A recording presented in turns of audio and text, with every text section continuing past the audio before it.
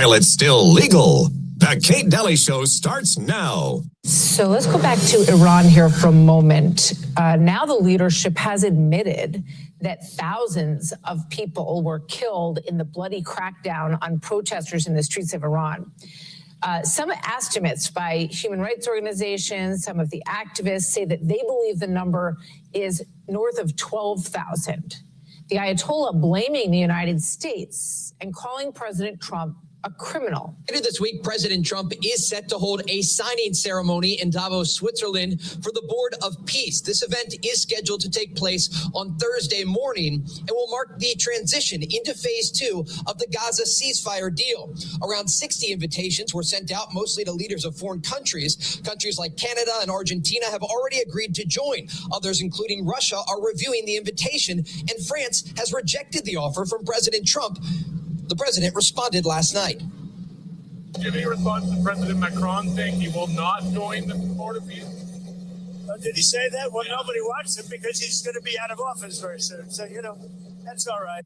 Erica Kirk is demanding a speedy trial in the case against her husband's accused killer, Tyler Robinson, after she claims his defense team is delaying proceedings. The new filing from Erica Kirk's attorney reads in part, quote, "Nobody believed in the importance of the United States Constitution more than Charlie Kirk. And although the United States Constitution guarantees criminal defendants many rights, it does not guarantee them the right to cause undue delay in the criminal justice process." This follows Friday's hearing on a defense motion to disqualify the prosecution team for conflict of interest after they argue one of the prosecutor's children was present when Charlie Kirk was assassinated.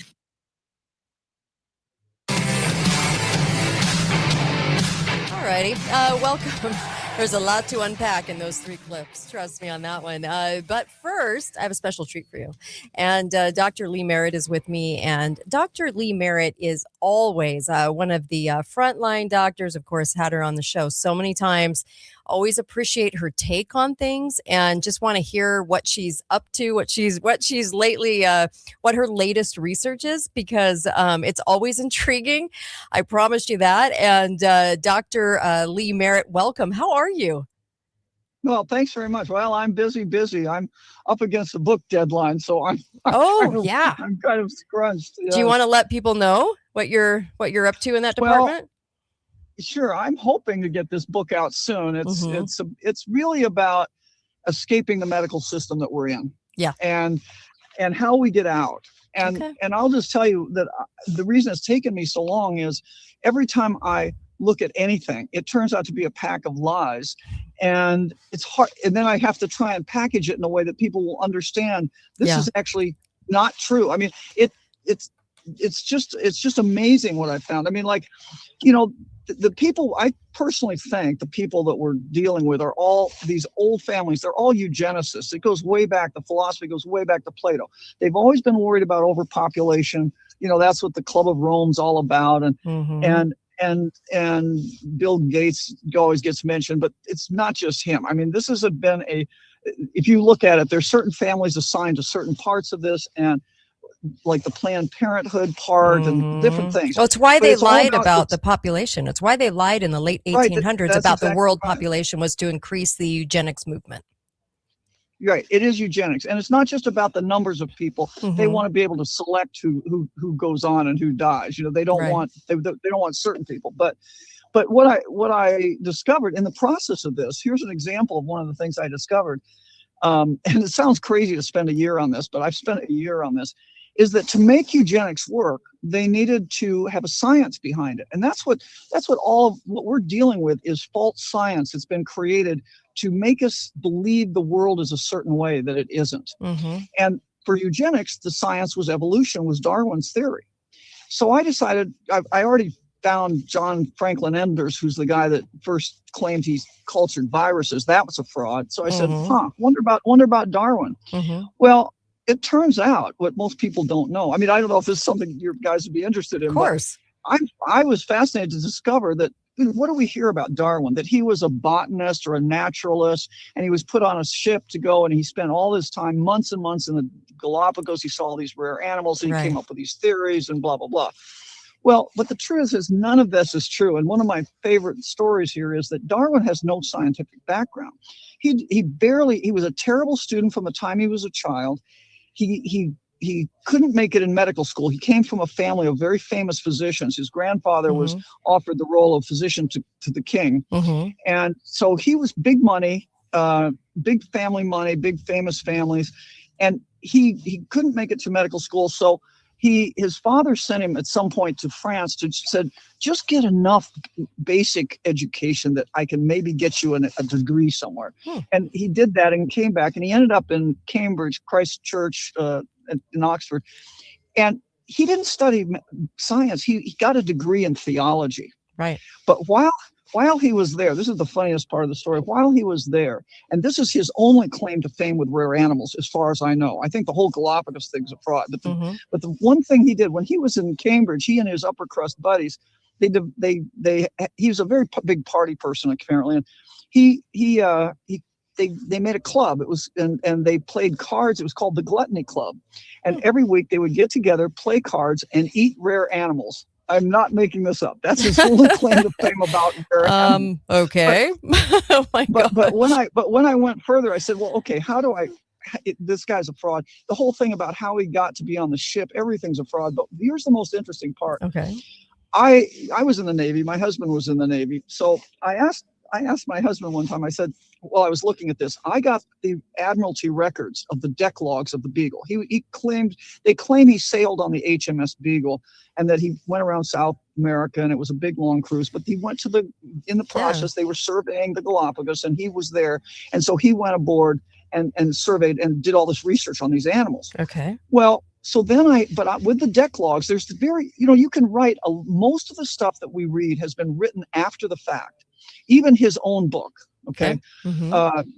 And so but what's really not able to be jigged is the deck logs. That's the every day they tell exactly where the ship is, how it was sailing, or how it was anchored, where it was, how long it was there. So I got the deck logs for the Beagle, and I looked at every day from that part of South America through the Galapagos, and I don't think he was even there. He is not mentioned in the deck logs. Yeah. Even the lowest midshipman Chaffers, he went aboard the island to pick up this guy that was a marooned American sailor. They named the sailor, they named Chaffers. Every time anybody of some rank went aboard the islands, they told you that they were going and how they went. Now, here's a guy that's not royalty, but he's in a family that's very close to the royal family. Are you telling me they didn't mention him once when he went aboard the island? You're right. Yeah, that by itself should be a big red flag. Sure. Then I looked at the idea that he was there for months. It turns out not to be true. I can't remember the exact dates in my head right now, but he was there. The ship was there in the Galapagos less than 5 weeks. Okay. And when you look, they were a survey ship. They were sailing around these islands. So they weren't really always mooring and stopping places. But in any case, this was primitive. There were no docks and things. So the ship had to either anchor or moor out on a buoy away from the land. To get on the island, you'd have to lower a little boat from the davits and row ashore, or they'd have a tiny sailboat. They'd sail ashore, whatever. It took time to get off the ship. Right. At the best, I asked my husband, I said, at the best, if a modern Navy ship in Hong Kong, how long does it take you once you dock to get off the ship? He said, at least 30 minutes. Well, so I've got to figure it's been at least an hour, and that's probably an underestimate. So I figured out exactly the times they said they sent boats to the islands, and how many times on these Galapagos Islands, how many hours of daylight Darwin actually had to do research. It turns out at the most, and them being generous, at the most, it was 96 hours. 96 hours. Wow. Now, and that's not counting, going to the bathroom, eating, finding any specimens. Okay. We see these it's funny to read the narratives because you see these great narratives and it shows Darwin sitting on a rock surrounded by all these rare animals, like they came to him to be examined. That isn't the way it works. If anybody's done field work in biology, it takes a long time to even find the specimens. So this is a complete fraud. There's no way he could have done what he was doing. And then it turns out there are a lot of suicides around this. 3 captains of the Beagle died. Okay. And so one of them was the Captain Fitzroy. He was a real scientist. He was considered the premier scientist of the British Navy at the time. And he was a young guy, though, that was given this. The captain before him was relieved after he had taken over for a dead captain. Mm-hmm. So the guy that should have been the captain of the ship was relieved. Doesn't say for cause. They put Fitzroy in here. Now Fitzroy had some royal lineage. I suspect he was a young naval officer, and he took the opportunity, and then he later regretted it because he got stuck in a fraud. And I think what happened is that, and this is why it's kind of important, because later, when they finally got to shore, Mm-hmm. Fitzroy wrote a book. He wrote 4 volumes on the voyage, and it came out very rapidly. Darwin's book didn't come out until 20 years later. And it was, so anybody could have written it. Yeah. It turns out that all the theories that he has in the book about evolution were already formed by previous people along the way in these lineage of elite families that want this theory out there. He didn't come up with any of it. He didn't even come up with the survival of the fittest comment. That, a lot of these we attribute to him. But here's why it matters, because this is an example of falsifying science just way back when, so that it comes forward today and can be used for something else. The picture of those birds' beaks that you always see, that every time you see him, his claim to fame is that he saw these finches, and he realized the finches' beaks were adapting to the environment because their food source had changed, their beaks are changing, and it was inherited down the generations. How do you make that comment if you've only been there for 15 days or something, 96 hours? You couldn't have observed that, okay? How do biologists today buy this? And the answer is, what's wrong with so much science today is that they didn't go back and check the primary source. And here's the funny thing. And is it by accident? No, it can't be. Here's the primary source is from Darwin's field book. There were 15 books that were theoretically his, but the one book from Galapagos went missing from somewhere. You can't even determine where the thing was stored, because before this happened, it was always said it was stored at this historical, at his old house that was called the Down House, that became a historical museum of Darwin things. Okay. That's where the book was stored. But then somewhere around in the 1980s, the book went missing. Only the book from the Galapagos went missing. All the rest of the South American notebooks didn't get lost, but this one got lost somewhere in the 80s, and it was not reported for 20 years. So, this is this is the only primary source we have of any of his research. In other words, if I want to know if you did the question we should be asking in science these days is, was the research really done, the way they said it was done, and do you have proof of that? Mm-hmm. And the answer here is, the book was missing for 20 years. Here's the most critical book of this huge history that changed biology forever. And yet it's missing, and nobody reports it. And then when they reported it about 2020, it gets in the newspaper, and then miraculously the book reappears in a little, now it's at the Oxford Library, and the story changes that it was always at the Oxford Library. And it goes to the librarian, and it says, "Happy Easter, X." And here's the book coming back, right? Oh, wow. But the book doesn't look the same as it did before. Yeah. It looks newer. And here's the key. Those birds' beaks, and none of these drawings were in there. There were only 2 drawings in the book. And one of them is a couple hills. I mean, you look at this book and you say, this is not even written by a scientist, let alone, somebody that's astute. I mean, this is like a 6th grader wrote this. It's all scribbled. It's just a nightmare. But there are only 2 drawings. One is a couple hills with some scribbles, and another one is this, which it's hard to describe so that you can see the picture. But anytime you look at Darwin, you see this drawing, and it looks like a couple lines with radian lines going out from it, kind of like a dandelion. Okay, it's like several lines going out. Now here's the key point. This is why I know it's absolute fraud.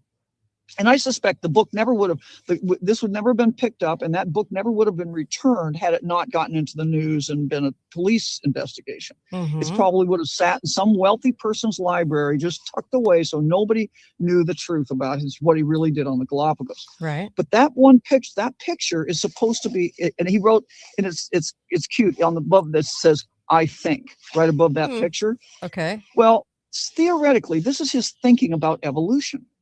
But you see, in the 1850s, right, when he was writing his book, and when they got back in the 30s, there wasn't any thought about this. But the first evolutionary ideas were the tree of life. And that's what we studied in school. I mean, this went on into the 1960s and 70s and 80s.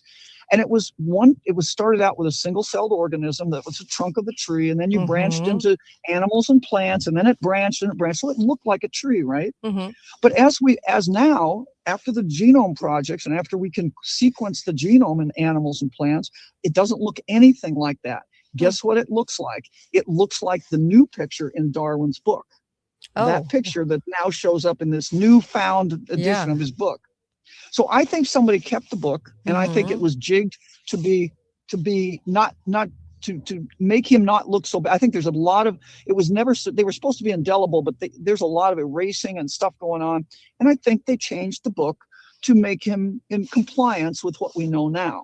Well, you see, there's real fraud. Yeah. There's real fraud going on here. And it's not just him. It's like every time you turn around, whether you're looking at smallpox or you're looking at rabies or you're looking at whatever you're looking at, we're being poisoned with aluminum and fluoride, and you can't tell me they didn't know about that. We have evidence that they knew about this way back, and yet they're putting it in our kids' vaccines. There's a big fight today about the vaccines. Well, no vaccine is safe. I mean, it's unbelievable. So all of this stuff goes together. If you falsify science, this is kind of like, I don't play golf, but my friends who play golf say, you know, if you hit the ball wrong a little bit off the green, then by the time you get down the fairway, it's way off. Okay. Yeah. It can be way off because it magnifies. Well, if you jig science in the 1800s just a little bit, then as going forward, it changes it a lot. And that's what we're seeing. And that's what that Darwin is so important, and these other things are so important, because they've been this isn't accidental. This isn't just misunderstood lyrics or, you know, bad thinking by a couple scientists. This is a program of jigging science. Well, I'm not going to disagree. Back in 2019 in March, I did a show on this, and it was from a piece by Jonathan Wells called Why Darwinism is False. And it went through kind of the same things you're talking about, but you actually did a bigger deep dive on the common sense logic part of Darwin and how he would have done this because he couldn't have. Anyways, all of these things that you're saying. So I love that you're adding to this conversation, because when we can pick apart what's at the root of what we see as true as we go through the public education system, then good. Let's poke holes in all of it. Because I also love you're taking the epidemics and putting up against war. Will you talk about that? Well, yeah, you know, so as you know, when I came into COVID time, the age of COVID, I still believed in viruses. And then I started hearing Thomas Cowan and Andy Kaufman, who's famous, you know, and looked at, and so I said, you know, okay, I'm with you guys. Now I got to think about what this all means. So I decided, I spent like 2 years just studying that. And I put out, in fact, I have a Rumble series. It's 5 parts. The 6th part's going to come out when I finally finish the book here. But it's about 5. It goes through every aspect of the proof, non-proof of viruses. So from why the electron microscope doesn't show you pictures of viruses, the whole bit, everything I could find to put out. Not my original research on this, but just putting it all together. But I realized that part of the problem is some of this is highly technical, and it's hard to wrap your head around and to make it to people that are not living their life in science. So what I've tried to do is personalize, figure it out who did this stuff and how did they do it in a, you know, if they're false, then you got to rethink the whole thing. Right. And so for one of the chapters I have is on smallpox. And I know you've talked about smallpox and things, but if there are no viruses, what's smallpox? I used to think that was the one vaccine that might make sense, you know, because when I was in the military, we were concerned about that. Sure. But it turns out none of the stuff we were told about smallpox is right either. You know, we're told George Washington had it at Valley Forge, and there was an epidemic in America. No. It turns out every epidemic, he actually got smallpox as a child when he went to some island in the Caribbean where there was sugar being grown and no food. So he was in a semi-starvation state. Smallpox in a nutshell is probably people that are in a semi-starvation state don't get enough potassium. You need potassium to turn on the systems that allow your immune system to get rid of toxins. Okay. And so the reason the milkmaids didn't get it, Jenner is the chapters about Jenner. He's a fraud too. He was funded by the government. It's just the same play over and over again. Yep. But the whole point is the milkmaids didn't get so sick because they actually were drinking the milk. Okay. Now, the idea, by the way, that milkmaids were getting these little pustules from the cows and it was cowpox. The whole theory is, and it's still in medicine, you'll still hear, oh yeah, it's cowpox is less virulent. So we give you cowpox to prevent you from getting smallpox. That's the theory that we're using this. We've talked about this. Yes. Right. Yes. Yeah. But there's no cowpox virus. There's no such disease as cowpox. Because bulls don't get it, young heifers don't get it, and steers don't get it. It's only the cows being milked by the pustular hands of the milkmaids. They were giving it. So then I looked at the veterinarians. I said, I wonder if they know this. And yes, they do, because they call it pseudo cowpox. They admit there's no cowpox. It's pseudo cowpox. And they call it milkmaids nodules. So they know the milkmaids were giving it to the cows. That alone should have shut down the whole story of smallpox and cowpox. Right. But what's making the people sick? Well, it's a semi-starvation. But then I said, well, why are they semi-starved? And they have all these reasons. They say, oh, it was the Maunder minimum, it was cold weather, volcanoes were erupting, and so the food contracted, and that's why. Well, I looked at all those dates of all those volcanoes, the Icelandic one, the one in South America. Nothing actually fits all the epidemics because there aren't that many really big smallpox epidemics, as it turns out. So I looked at every one and I looked at what was happening. Okay. The common thread is not the temperature. It is not anything else. It is war.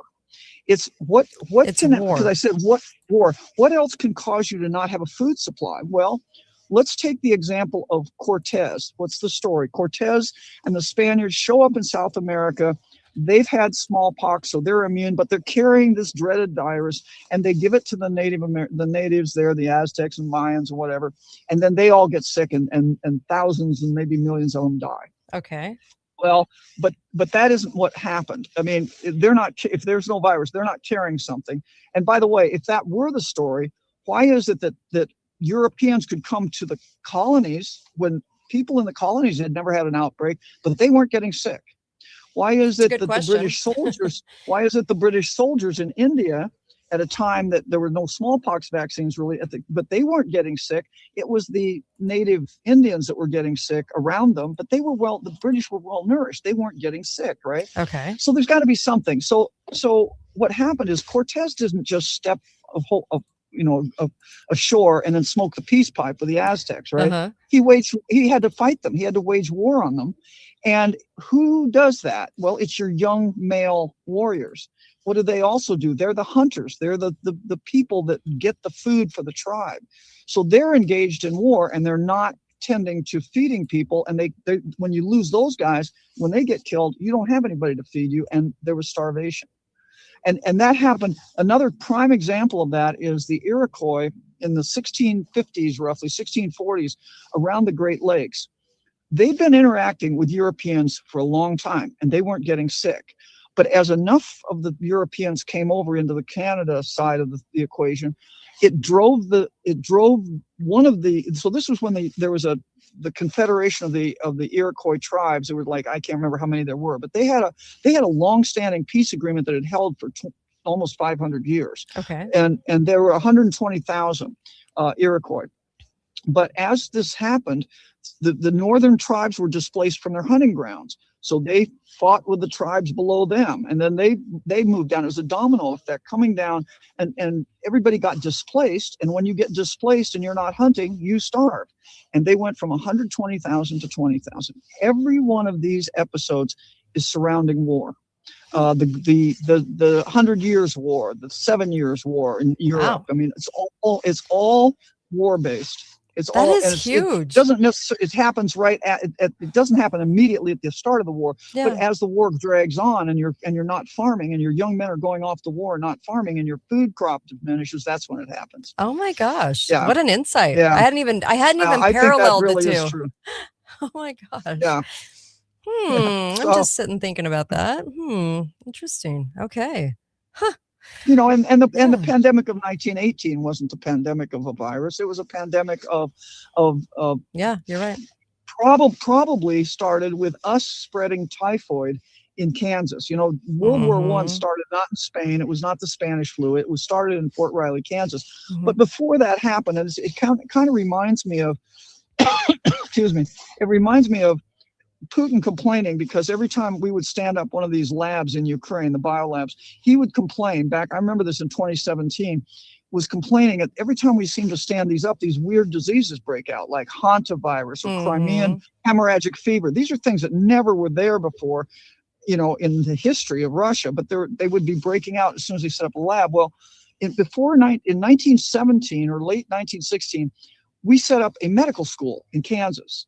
And shortly thereafter, typhoid fever broke out. Now, typhoid is not endemic to the North American continent. We always hear the story of Typhoid Mary, but that's because typhoid is a bioweapon that they've used for a long time, and one person can spread it. Typhoid's a bacterium. We understand it. We know how this works, and it's still considered one of the top 10 bioweapons. So typhoid, you can spread it and you can create a disease. Well, I can't prove that happened, but it's very coincidental that the medical school goes in, they have an outbreak of typhoid, and then they decide to vaccinate all these military people for typhoid with these crude vaccines that came from the Rockefeller Institute and were partially put together on the site. That shows you how crude they were. Wow. And then a few months later, everybody gets meningitis. Now, if you look at the real story of naturally occurring meningitis, if you're lucky to have an outbreak that has more than 2 or 3 people, it usually is a very small number of people that get this.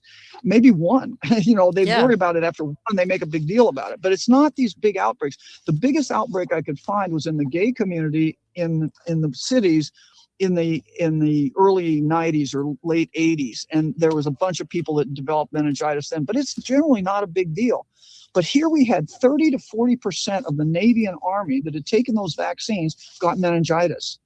But no worries. The Rockefeller Foundation sent Lieutenant Gates. Who knows his relationship to Billy, but he trained at Johns Hopkins. It's always the same institutions. It's the same names. He goes down from the Rockefeller Institute and brings now the new meningitis vaccine. And after that was given, it broke out. Then the pandemic broke out a few months later. Now, at the time, in Kansas, they tried to vaccinate school children, and the parents resisted it. Right. So they did not vaccinate the school children. But when the pandemic broke out, it first broke out at an Indian school, and I think it was Haskell Indian School, but it was an Indian school, and probably they got the vaccine. I'm going to guess because they were primary targets of the COVID vaccine. They probably did not have. It was a boarding school. Their parents were not there. I'm sure they vaccinated those guys because that's the only schools where this thing broke out. Okay. So the pandemic. So the pandemic was a pandemic of, and then the other problem, just like in COVID, the pandemic of 1918 was 3 things. It was an electromagnetic thing. You know, the 5G played a role in Wuhan and other places, I'm sure. That's a whole other story. But in 1918, we had these young guys from all over the country going down to Fort Riley, Kansas.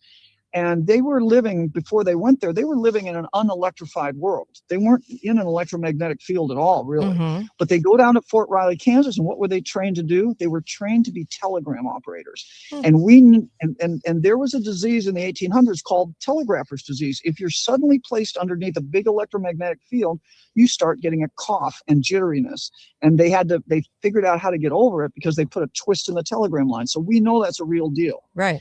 Well, but it makes your lungs kind of friable. They're inflamed. So now you have guys with inflamed lungs.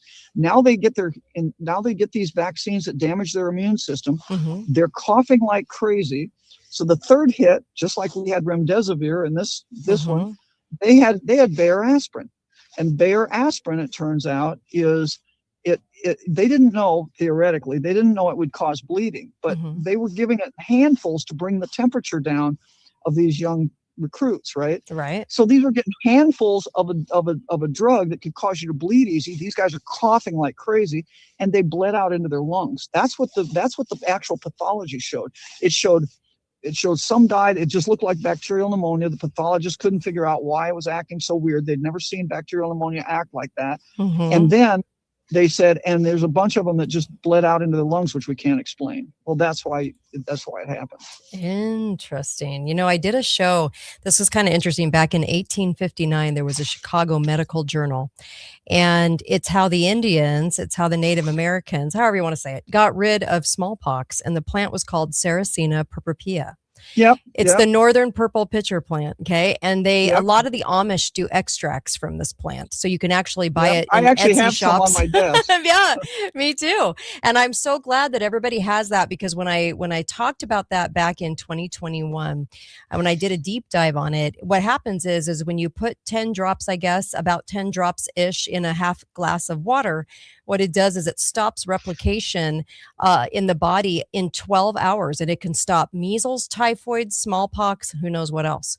And so, but it's not stopping replication. It's what it's doing is giving you something. It's probably got potassium or something in it. It's doing something to your immune system to get rid of the toxin. To get rid of it. So enabling the immune system to get rid of it. Yeah. And so what's interesting is they had this in the 1859 Chicago Medical Journal. So I was telling people, you know what? One of the smartest things you could do right now is to go get a little vial of this, have it on tap, have it in your food storage or in your storage, wherever you want to put it, because the FDA had released in 2021, they had approved a medicine for smallpox. And we're always hearing about measles in the press right now, right? Always in the winter. We're always hearing about measles cases, and they overblow it and exaggerate it and make it sound like everyone's dying of it, which is completely asinine, false, and ridiculous.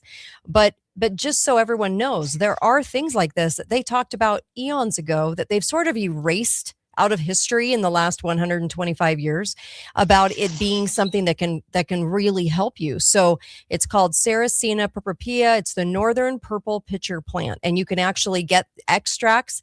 You can actually get this from if you want to. What's the difference between an extract and a tincture?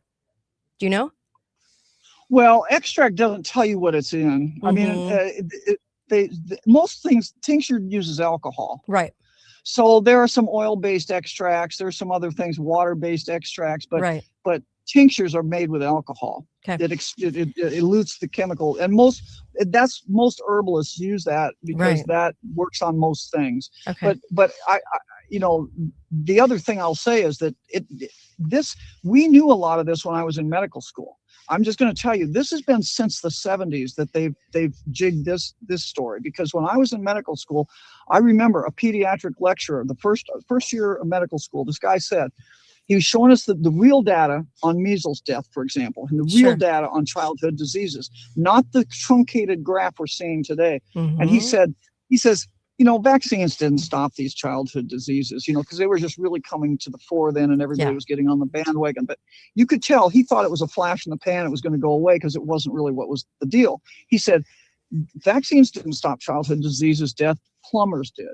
And I just remember that because it was such a funny line. But his point was right. If you clean up your environment and you're well nourished, you don't die of these diseases either. My generation, we all had measles, and I didn't know anybody that got really sick, other than, we thought it was kind of a nice time to get away from school. But this has been a scam from the get-go, and the way they made the way they still make the deaths look bad is they combine it worldwide with the Africans. Well, they showed in Africa, if you just give the African kids vitamin A and vitamin D, they don't die of measles either.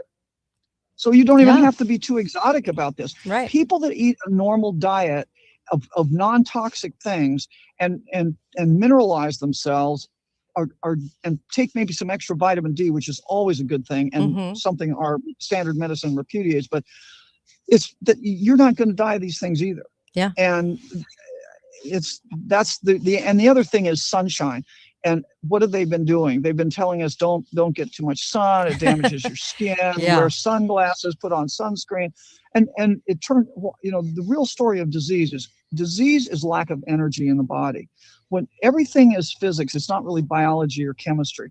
all disease is loss of electrons. When you get toxins in the body, the way you get rid of them is you surround them with negative charges, and then like a magnet pushing a south pole and a south pole, you push them out of your cells, and then they go into the lymph and into the bloodstream and into the liver, and they get processed, and you poop them out. That's how you get rid of toxins. The reason in smallpox that you got the blebs, and this is why in kids it doesn't. Kids do when they get a rash of measles, it's because kids. It's so their skin is so pliable, it's easy to get rid of toxins out of your skin, so they just do the simplest thing. But in smallpox, the reason it came out of your skin is you were so overwhelmed with toxins, you just couldn't survive if you didn't push it out every way you could. Right. And when you're in starvation, your liver doesn't function as well. So that's probably what that is. The whole story is. But the point is that it's you need energy in your cells to run the system to get rid of toxins. So we're in a system now where we're not getting enough sunlight. We're all sitting around computers. People are not going outside. They're told to wear sunglasses, and sun through your eyes is a big one, is a good one. And then I mean, look at the nursing home patients. That's the perfect storm to get the flu death in the winter, because flu again is just an accumulation of toxins when you can't get rid of them. They don't go outside. They are sprayed with all sorts of biocidal agents, and biocidal agents are toxic to you too. And they eat terrible food. And then when they're still alive in the fall, they give them a flu shot, and then they die. That's kind of the process in nursing homes. Yeah. Isn't it and that's amazing?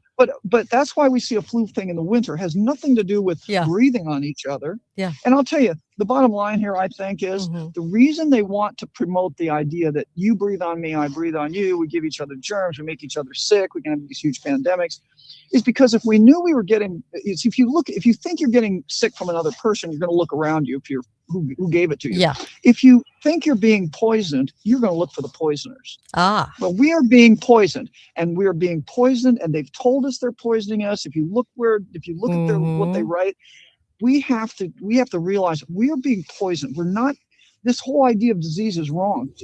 We're being poisoned, and we are continuing to be poisoned. We're doing exactly the wrong things for being poisoned. And then people are dying. So I have one last question, because I told you I wouldn't keep you very long today. But what do you think the idea behind chemtrails is? What is it actually doing? What are they benefiting from chemtrails? What are your thoughts?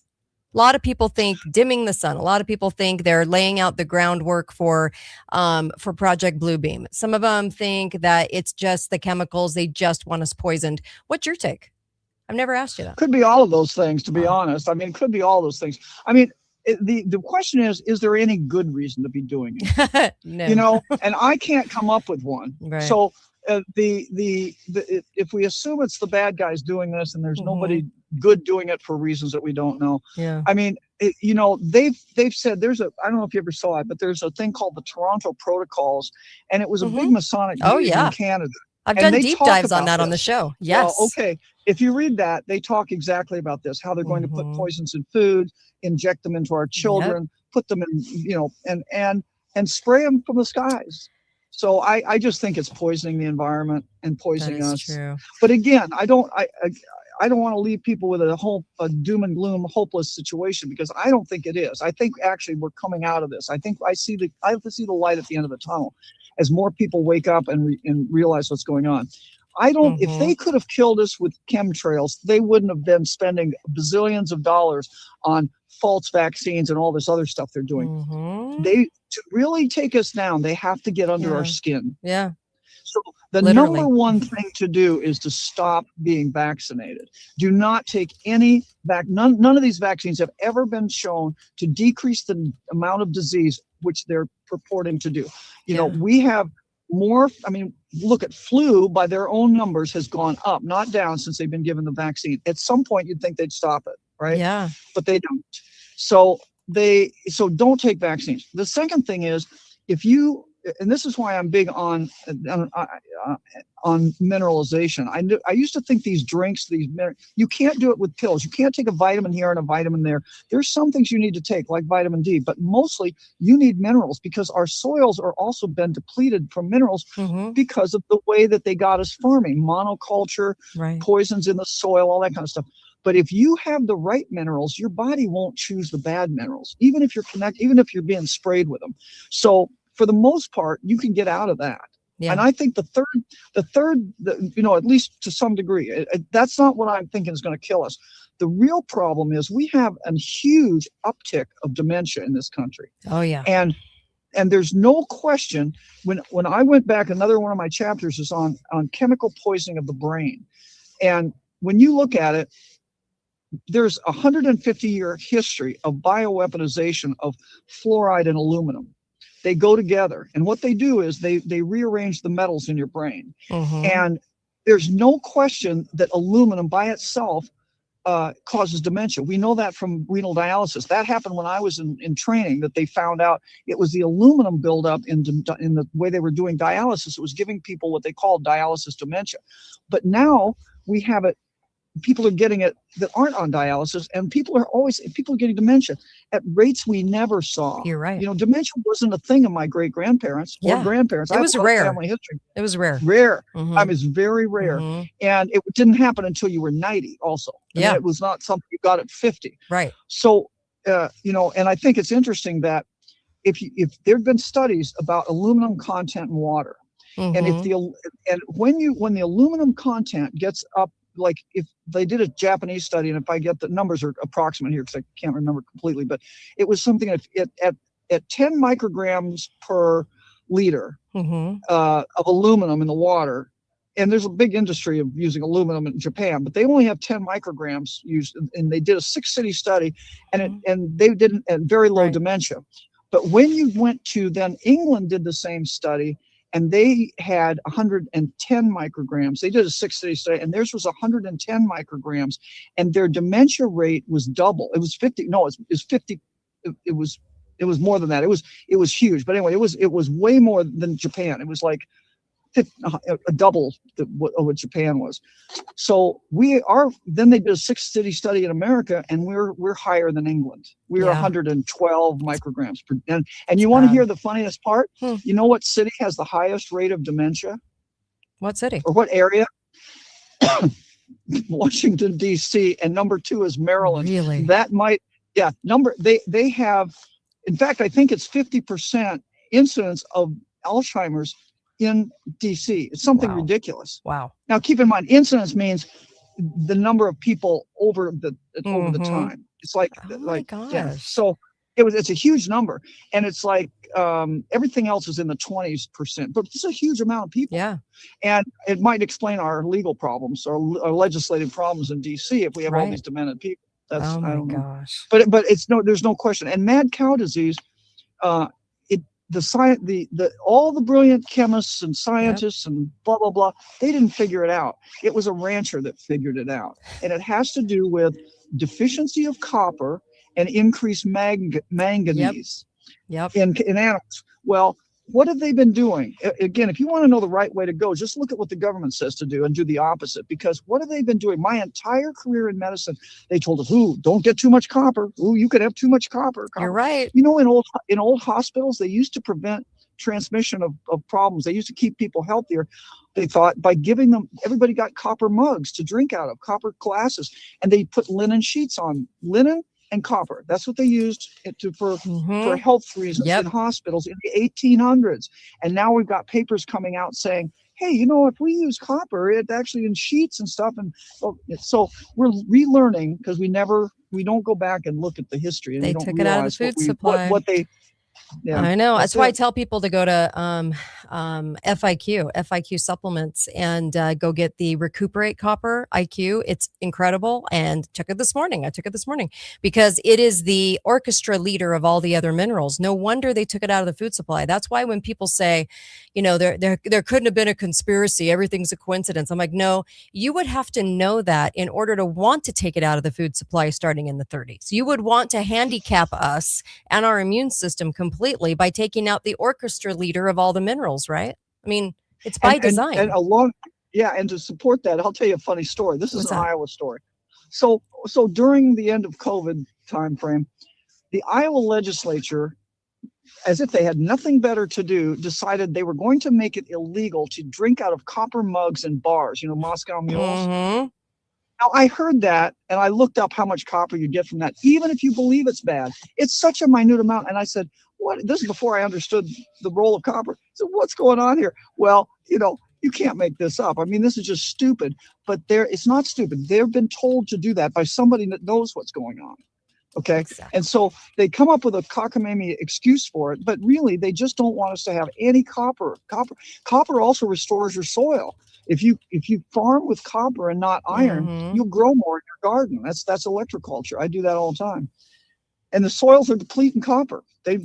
Whatever they've been putting on the soils, that's probably one of the reasons of spraying is probably worse than what it does to us, is what it's doing to the soils. John Wayne wore a copper bracelet. Thanks, LB. John Wayne wore a copper bracelet during his life, which he believed had healing properties to cancer. Yeah.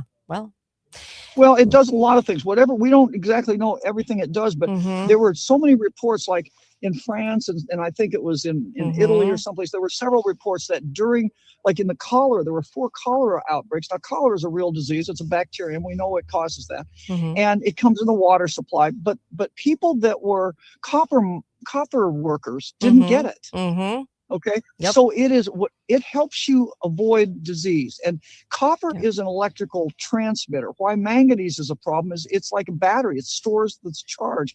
So we need to have not only do we need sunlight and we need energy at our cells, but we ought to charge our batteries. Every cell in your body is a battery. We need infrared and near infrared light to charge your cells. But you need enough copper and salt. Another lie is salt.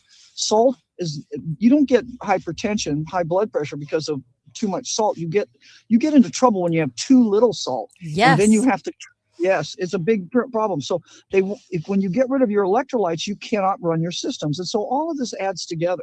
Yeah. If your doctor says cut back on salt, like you should probably maybe seek another doctor. I think some of these these doctors are really hindering people. Well, and David Brownstein's the guy, I listened to his lecture when I was down at the Weston A. Price conference a couple years ago. And I'm sitting in the back of the room and he's going through how he has a chart, and on the left side of the chart is this great big tall bar, and then there are a bunch of short bars along to the right. And he asked the audience, he said, which side, this is cardiovascular serious event or death, which side do you think is the low salt side? And it was the big bar, because when your salt goes down, what happens is you can't keep your blood pressure up. So what do? Well, you take all the water, you try and bring the stuff in from your cells and your salt from your cells, but you can only do that so much. All you do is end up with cankles, the swollen, fuzzy ankles. And then you turn on, when that fails, you turn on a system called the angiotensin system. Angio meaning vessel, tension means tense, tense and tension. So you're squeezing your vessels, and it's a very imprecise system. So it overshoots, you get hypertension, and then your doctor gives you a pill. So I'm sitting in the back of the room and I'm thinking, oh my gosh, I just had some friends that wanted to go on to a health thing, and they said, oh, we should be drinking 8.5 cups of water a day. And I'm sitting in the back of the room because I told them, I said, that's nonsense. Why would we need to do that if you're not need it? But I'm sitting in the back of the room saying it's all over the internet to drink 8.5 cups or 8 cups of water a day. What's that going to do if you're low salt? It's going to make it worse. It's going to dilute out the salt worse. You see what they do? So this is not by accident. Not by accident. None of this is. Dr. Lee Merritt, I've kept you longer than I said I would. I apologize. And I know you have stuff going on. So I will have you back on soon. And I really appreciate all the info. You've done some pretty good deep dives. Nice. I love it. Thank you so much. For having me on. You're awesome. That was just super fun. It always is with her. Dr. Lee Merritt. So you can go to themedicalrebel.com, themedicalrebel.com, and you can get more info on Dr. Lee Merritt and what she talks about. And I really, really appreciate her doing that. She's a good friend, and we love doing deep dives in our material and so forth, because it's fascinating. She brought something up, and I wasn't going to comment on this today, but I might as well with everything going on, because I am going to talk about Iran. I am going to talk. I have a lot. You should see my list of things to talk about. So, and I know I missed yesterday. I took advantage of the holiday, had a super busy 4 days and took advantage of that. So sorry to anyone that tuned in, and I really apologize. So the Toronto Protocols, that was the book that Sergei Manost was killed for. He was in his 40s and he was murdered. It was a book that he found called the Toronto Protocols. It was a Canadian meeting back in 1967. And it was called the 666, ironically. It was the biggest bankers, the six of the biggest bankers, six of the most powerful energy companies, and six of the most powerful global food producers. And they laid out a plan and they called it their reunion. Okay. This is the Toronto Protocols. You can actually order this, which is kind of crazy. It's hard to find, but you can find it. So this is, it gets kind of fascinating as you go through what they were wanting to do, but they wanted to change the idea of the family.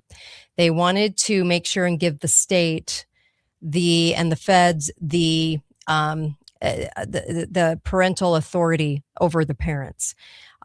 So that was one of the protocols. That was one of the Toronto protocols that they were setting forth, was the liberation of the individual. This is why you see the age go down to 12 instead of 18. This is why you see states like California, and you see stuff going on in Canada right now, all kinds of things right now across the board where they're trying to make the minor very, very young, but also try to take away the rights of the parents and give those rights to the education system. Okay.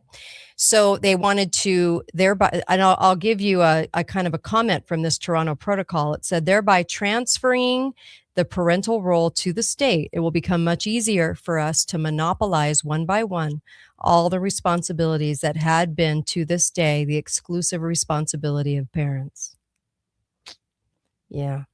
The legal protections, taking those away from parents, in which our government's supposed to fight for those, but they're not exactly doing that. So, and they also talked about the staff needed to get their plans launched and I quote from the Toronto Protocols, for guaranteed success of such an enterprise, it's essential that civil servants who work in these offices in the service of the state are young, without past experiences, that are imbued but with ideas which we consider empty and vain, but believe with missionary enthusiasm that they are protectors of vulnerable children. See, get them to believe they're the protectors, but get them to do heinous things, basically. Let me go back. These officials, and I quote from the Toronto Protocols, 1967, these officials must consider all parents to be potential criminals who can be a danger to the welfare of the child. And so they wanted the workers in these departments of child welfare to get younger and younger, so they weren't bound to wisdom, experience, and can be fully on the side of the state. Okay? You know how you see young doctors, young pilots, so many young nurses, the old guard of the nurses being ousted during COVID, right? Blovid, the lie of Blovid. Because you'll see all kinds of fresh new faces, because they can certainly tell these fresh new faces what to do. I noticed this in the hospital with my husband. I noticed that the young ones were going along hook, line, and sinker and basically looking at me like I was the villain. Some of the older nurses were like really contemplating what I was saying when I did not go with all the advice the hospital was giving me. And when I say advice, I'm using the term lightly. When they wanted me to do exactly what the government had told them to do to my husband, when I wasn't going along with that, you could see some of the old guard of the nurses really taking in the information and contemplating, like, well, now what is she doing? And why is it working? And why is her husband out of here in a few days? And why isn't he dead? Like that. The young nurses looked at me like I was the villain. They were rude. They were horrifying. They were idiots. I'm sorry, but they were. I hate to say that because it sounds mean, but they truly were. And I was just like blown away by the amount of hostility toward me by the younger ones. Okay. So then it goes on to talk about the Toronto Protocols, 1967, the 666. The success of our world plan, the Red Plan, it is necessary to implant all Western societies of the 70s, offices for the protection of kids, and the Charter of the Rights of the Child. It goes into a lot of that. You can actually go look at this yourself if you want to. Also talked about the flow of refugees, which we talk about all the time, right? And these are illegals. They'll call them refugees, but they're illegals, okay? The plan, once they were able to restrict nation states' margins by using international economy, global trade, and expensive UN projects launched to handle all crisis, people's minds can be controlled freely as well. I'm quoting from the book. This independent economy will operate on the basis of our laws, and hereby we will establish a global mass culture. With the help of the international media we control, 1967, folks, we will establish a new culture which will be uniform, thus making it practically impossible that someone would create something new. The future artists will be like we want them to be, or else they will not be artists. How many times have I been talking about Hollywood last year?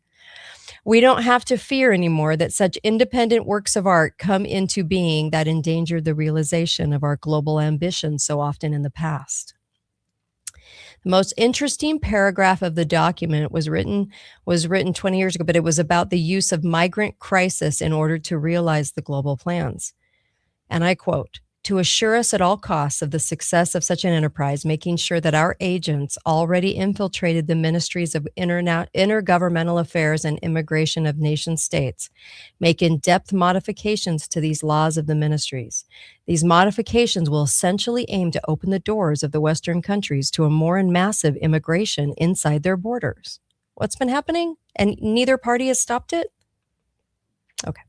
Immigrations that we will provoke by taking care of touching off here and there new local conflicts, by well-orchestrated press campaigns in the public opinion of nation states targeted. We shall provoke among them a significant refugee influx, which will destabilize their eternal economy and increase the racial tensions inside their territory. We have to take care that there are foreign extremists that they are among the migrants as well. This will facilitate the destabilization. Okay. So they talked about violence and food. They talked about emergency budgetary measures. We shall so break the financing of nation states for all their mega projects, which represent a direct threat to our world control of the economy. They set out to do a lot. They set out to break the national wills of modern structures of the domains of energy, agricultural, transport, and new technologies. To accelerate this process of transfer, we shall imply the correct force of the United Nations in conflicts impossible to sort out. In this way, and by means of the media, which we control. Notice how they say that quite a bit? We shall show to the populations the impotence and the uselessness of this force in its current shape. The helping frustrations and push to a climax at the appropriate moment will push the populations of nation states to beg the international authorities to form a multinational force as soon as possible to protect at all costs the quote unquote peace. So they're constantly talking about this, constantly drumming up the racial tensions. So why? So they can go above and beyond the police, above and beyond the federal police to the multinational force. Okay. So it goes on, and they wanted the police bodies of nation states to have quick access to data banks on all potentially dangerous individuals for us on the planet. They wanted it to be maintained by the military to help emphasize the necessity of an international court, doubled by a world judicial system. The plan all along was to put us into regions so that the multinational forces could come in and protect us, and then also be over us as far as the laws, which oust the Constitution. That's what it's all about. This was 1967. Sergei Manost, upon finding this and making sure that the world kind of heard about this, was murdered. Young father murdered. So kind of interesting. You might want to take a little dip in this pool, because I'm telling you, it's really crazy. In fact, this is what they go on to say: during the growth accepted by all these new necessities, it will be imperative for us to complete as soon as possible world control of firearms inside the territories of nation states. To do it, we shall accelerate the Alpha Plan. It's called the Alpha Plan. Isn't it interesting that you see Alpha in some of the companies that are really the government? Like Google? Interesting. All right. So the Alpha Plan, implemented during the 60s by some of our predecessors.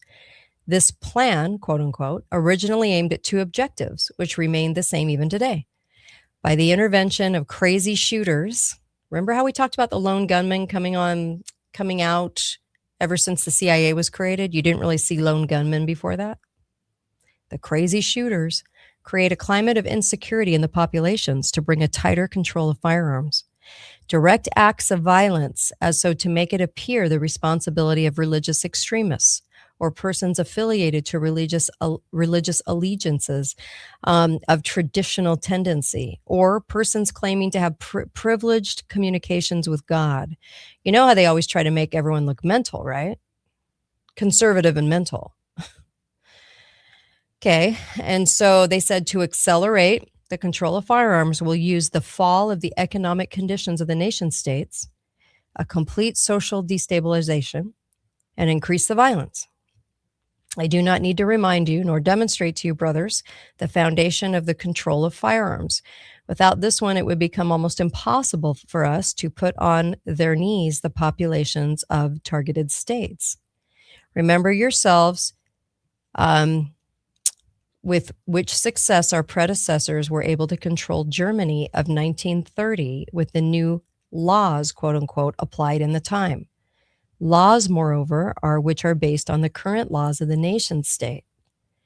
The last stage relate to the omega phase, experimented from all experiments made at the beginning of the 70s. They will contain the application, the world level electromagnetic weapons, the changes of climate entailing the destruction of the harvests, the bankruptcy in these conditions, farmlands, it goes on and on and on, and use of massive use of chemicals in agriculture.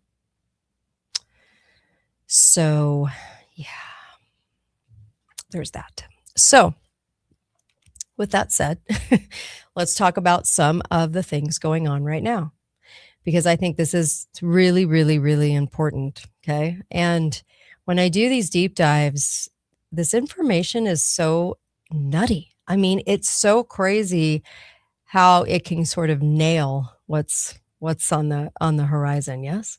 Very strange. So, number one, surrounded by billionaires in Davos. This is an AP article today, or I think it was yesterday. Surrounded by billionaires in Davos, Trump plans to lay out how he'll make housing more affordable. It's not the government's role to make housing more affordable. Okay. Who's he sitting next to? The fake Mark Zuckerberg of Facebook. He's the fake face of Facebook. He didn't invent Facebook, but they're making him again look like a billionaire that needs to have a seat at the table. So in the eyes of the world, Mark Zuckerberg creates a social network and he's sitting at the table of Davos, the World Economic Forum. Interesting. So he is just the face, okay? Now, there is something that I kind of want to go over for a moment because I thought this was interesting. There was an article, and this was put out by William Jasper, and it's on the New American. Okay, so I'm going to talk about Iran for just a moment because I thought this was interesting. Okay, I'm making a note so I can do a short. Okay, so this was the article. Okay, let's open this up a little bit, shall we? The Iran regime change. Will we replace the Ayatollahs with neocon communists?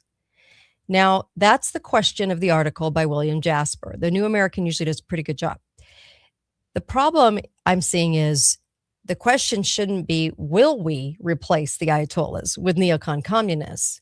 But the question should always be, have we been doing this for a very long time? Okay. And let me tell you why. Let me tell you why I say that. Okay. Now, when I'm talking about Iran, there's something that I really want you to know. Again, people are accusing me of being a Jew hater, and they put like myself and Eric Moutsos into like a group. Like, I don't know why it keeps happening, but it's like you and Eric think he's like an influencer in Utah. He doesn't have a show or anything, but and he's been around since COVID. So, okay. So you and Eric are Jew haters. And I'm getting this from all these different avenues. And I'm like, why are people saying this? I have been so vocal about how I feel about Israel and separating government from people and talking about the fact that the government is, you have people in the government using the Jewish people, using the Jewish religion, the Jewish culture. They aren't, but they're using it to harm and abuse and do things that we should not be okay with. But Christians in America are taught that you're supposed to give a blank check and all your trust to Israel, and whatever Israel does is noble. And they also, the same people that believe that, also believe that the USA and the CIA are noble, that we're always doing what's noble. So if we're making a move, it's the right move. I don't know what to say to that except complete bewilderment at people being so crazy that they would actually believe that after we have so many things in our face. But I've never been a Jew hater. I'm not a Catholic hater. I'm not anybody hater. I'm actually a protector because I don't want to see people get used. I don't want to see people get used by our CIA. I don't want to see people get used over in Israel. But the UN created Israel, okay? The powers that be, the deep state, created the state of Israel to be where it is. People have a hard time with kind of figuring out what maybe the land of Zion is with Zionists, okay? They don't know the difference. And that kind of ignorance, you're just gonna, I know it's bewildering, I know it's astonishing, but the Zionists are the people that pretend to be Jews, okay? So we must always out them.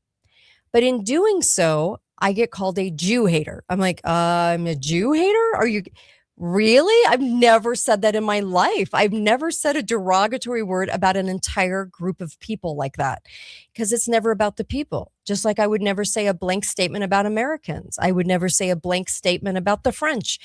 Because whenever I'm talking about the politics of government and how they use religion to do things, and how they use being a patriot to do something, and how they use being Jewish to carry out plans.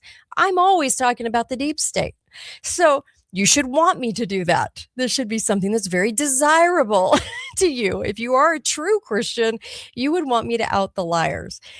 Christ said, they say they are mine, but their hearts are far from me. Hello. So there you go. I am outing those that say they are his, but their hearts are far from him. So it's very irresponsible to say that whatever move the CIA makes, and it's just astonishingly just naive to think that whatever Israel does is okay. But there are people that do that. Okay. If you want to get into religious terms, the gathering of Israel is about all the tribes. It's the gathering of all the tribes, not just the Jewish people. Okay. And that's people all over the world, not a geography, not a state line that the deep state put in. Okay. So that area is utilized and used to be a beacon for the deep state. So you must separate the people from its government, and the government is always lying. So the left are going to condemn all of Israel and all the Jews. The right is going to give a blank check of trust. Somewhere in between would be the truth. Okay. So we must separate. So I had to say that again, because I'm getting accused of it again. And I don't understand why, but holy hell, would you guys stop saying stuff like that? It's not true. And it's really disingenuous. And I'm getting really tired of it. Okay. Because I've been so vocal and I've said this over and over and over again on the air. So I don't know why people are this ignorant. Okay. So there was this piece and it said, will we replace the Ayatollahs? Now, this is really interesting. You guys are going to want to perk up for this one. Okay. So have you ever heard of Maryam Rajavi? Maryam is the National Council of Resistance of Iran, okay, or MEK, M-E-K, okay? Mojahedin, Kalk or whatever it's called. So MEK, we'll call it MEK because that's what they call it, MEK. You're going to be hearing a lot about this, and William Jasper is right about this. That they are the new saviors of democracy, whom we must install as the new leadership of Tehran. So we're told by the neocon globalist chorus. And he's right about this. Okay. They've been singing this tune for many years, but now it might happen. Now, here's what I want to present to you for just a moment. Okay. Before I get into Erica Kirk, before I get into all the other stuff. You know, I'm always going to give you like what you need to know right now. Okay. So there was the January 13 Daily Express CBS story about the horror in Iran. Okay. Remember, they own the media. Okay. Horror in Iran as 12,000 protesters slaughtered in brutal regime crackdown. Okay. And of course, when you see an article like this sent to us again and again from the AP, which is a bunch of liars, and the Reuters, which is also a bunch of liars, because our news sources only come from two sources, AP and Reuters, which both are scumbaggery liars, okay, and have been for eons and eons and eons. When they say we own the press, this is who they own. They spin out the stories, and then everyone else takes the viewpoint of the AP and Reuters and then sends it out as their own news story, okay? So 12,000 is a really round number. You would notice 12,000 people, okay, protesters murdered. So I think they're lying. Okay, I think they're lying. And we don't have any real pictures or concrete evidence of this, okay? So sources within MEK, M-E-K, which is fighting to bring full democracy to Iran after 47 years of an Islamic dictatorship, said the new figures were based on investigations drawing on local sources, hospitals, forensic medicine centers, and the family of those killed or disappeared across the 195 cities. Okay, that was in the Daily Express, also in CBS. The MEK is delisted as a terrorist organization by Clinton, Hillary, and Barack Obama's reign. Democrats who have been jumping on the MEK wagon for them to go into power are Bill Clinton, Howard Dean, Hakeem Jeffries, Louis Freeh, Bill Richardson, Cory Booker, you know, all those ridiculous people, sickening people, Sheila Jackson Lee. And not to be outdone, you also have Marco Rubio, Lindsey Graham, John Bolton, Mike Pompeo, Richard Pearl, Tom Cotton, Ted Cruz, Mike Pence, and so many more. They're all on the bandwagon for MEK. So why should you wonder about MEK in Iran? Well, both sides of the aisle of the alliances which buy our congressmen and senators are all on board the MEK, and they're going to make it look like it's a revolutionary group. What do we know about revolutionary groups? Well, what do we know? Let me think about that, Kate. What do we know about revolutionary groups? Well, let me tell you. And by the way, this is the chick. Okay, this is the chick everyone's talking about, okay, just so everybody understands, okay? This is Miriam, okay? Miriam, however you want to say it. Who even cares at this point? But what's happening is they're calling some of these people the George Washington of Iraq, you know, just all kinds of weird, crazy things. So are we about to see a repeat with Miriam Rajavi, the MEK regime change in Iran, reprising the ICN regime change in Iraq? Good question, because this chick is kind of interesting. Let me tell you why. They're in the article in the New American. You should go check this out because they did a good job on this. No question, the Iranian regime from Khomeini in 79 to Khomeini today is a brutal totalitarian dictatorship.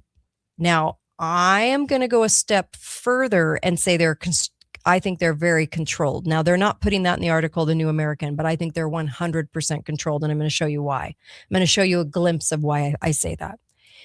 Jimmy Carter and his CFR trilateral, this is from the article, trilateral commission handlers, Brzezinski, Cyrus Vance, Warren Christopher, all those guys, along with the New York Times, the Post, PBS, and the rest of the deep state media herd, were demonizing the Shah Reza Pahlavi, right, and glorifying Khomeini. We were exposing their lies to the truth in the pages of American Opinion and the review of the news, as well as the bulletin of the John Birch Society. Okay, so the Iran and the Shah and what really happened and so forth. Okay, so this is what the article says. Regardless of the anti-globalist MAGA rhetoric, U.S.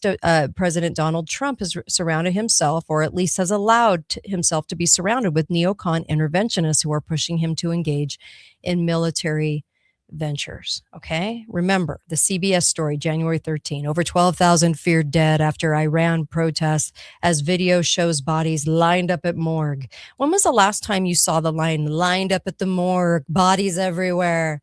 Whenever they're spewing a lie, spewing a lie, spewing a lie, like they did with Blovid. Remember when they were saying that in New York, bodies were everywhere? They were everywhere on the ground. You had to step over bodies at the park. Okay. And they were lying. They were lying to everybody. They said all the hospitals were full. They were lying. Everything was about the bodies, the horror, the bodies. And I had somebody in New York who was a record producer, and she was telling me, she goes, hey, I'm loving your coverage on COVID. Thank you for telling the truth, because I'm in New York and bodies are not everywhere. And this is ridiculous. This is a lie. And in 2020, it's the same amount of bodies there always has been, because it's the homeless bodies that they keep taking pictures of. The homeless that die all the time, that don't have a place to go. These are the bodies they're taking photos of. So whenever I see a headline like that, over 12,000 feared dead after Iran protests as video shows bodies lined up at the morgue. Really? Where is that? Where's the picture of that? Where is it? I'd love to know, because you'll never see it. You won't see it. Okay. They'll never show it. They're just going to keep telling you in the news that this has happened. Okay. So, by the way, well, let me go to this chick, okay? Because this is kind of an interesting one. So let's go to her, because I think I was going to talk about the leader of Iran right now, but I do want to go to her. So Maryam Rajavi, or Miriam, or whatever her name is, she's an Iran dissident politician and leader of MEK, okay, with her husband, advocating the overthrow of the Iranian government, all right? And president-elect of the NCRI, the National Council of Resistance of Iran. Now, what do we know about groups? We know that the CIA and the Mossad and all the different CIA groups control these groups. They invent these groups. They place people in these groups. So just keep that in mind as I'm saying that. She served as the organizer of the anti-Shah student movement in the 1970s. This chick, Rajavi. In 1979, she became the official of the social section of the MEK in 79, where she served until 1981. She was the parliamentary candidate in 1980. She was then transferred to France. Because what do you do when you're a dissident? You go to France. Okay.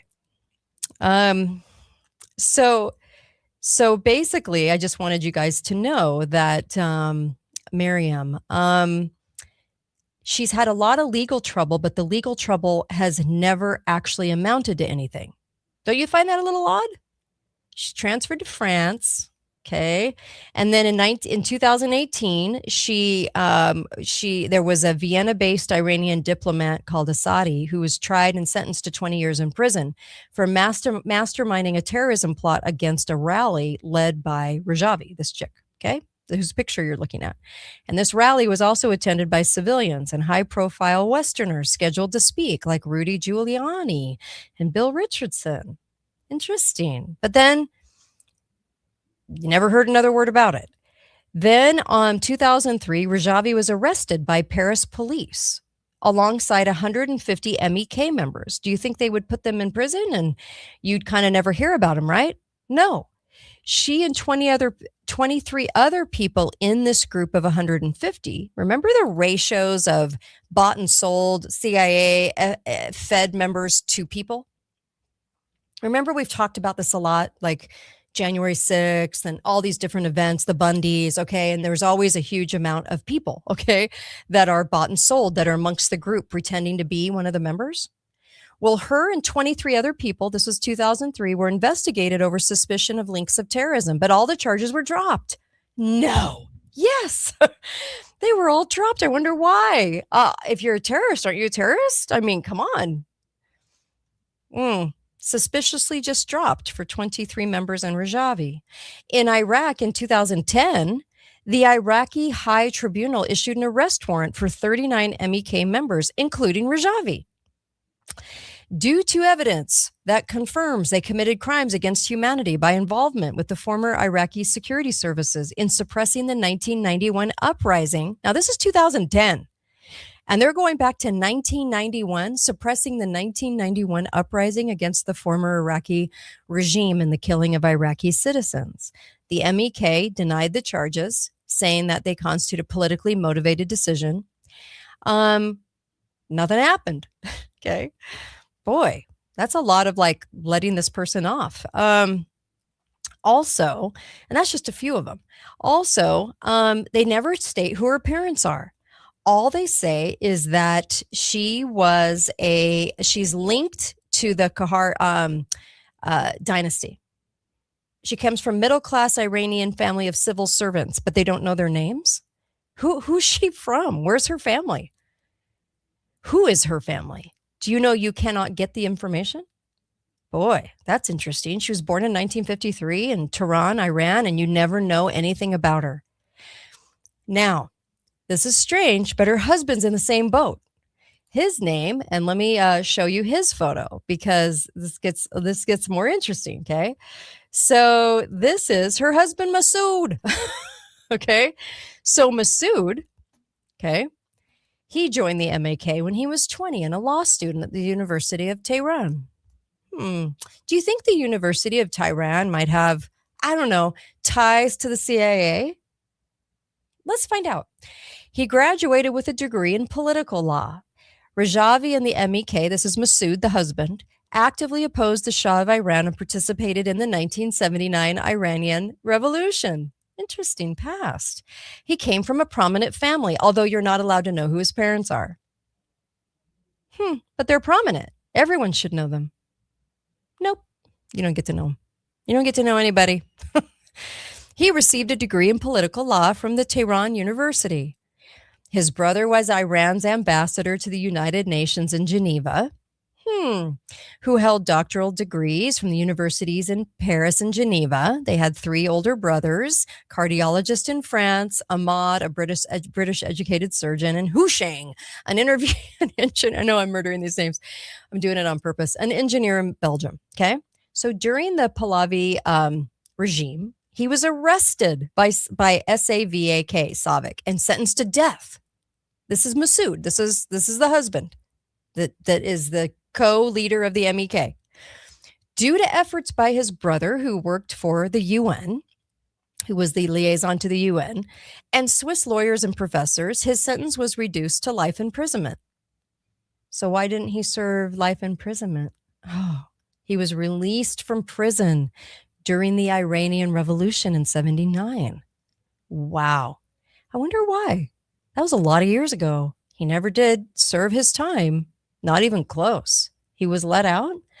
You know, it's funny. Julian Assange was in the same boat. He had a life imprisonment ahead of him. And then all of a sudden, a couple of years in, he was just released on his good behavior.